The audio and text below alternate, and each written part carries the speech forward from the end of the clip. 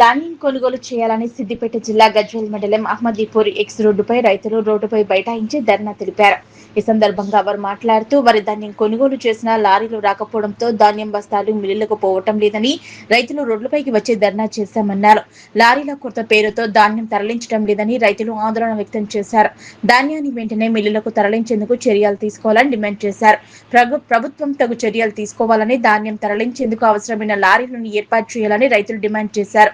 అక్కడికి చేరుకున్న గజ్వేల్ ఎస్ఐ నవీన్ రైతులతో మాట్లాడి లారీలు అందుబాటులోకి తీసుకువస్తారని నచ్చజెప్పడంతో ధర్నా విరమించారు.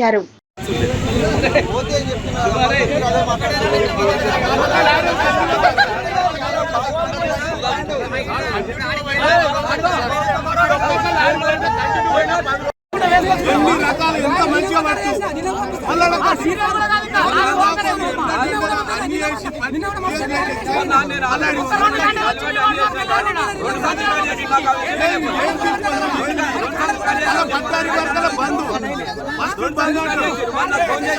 80% అని చెప్తాడు.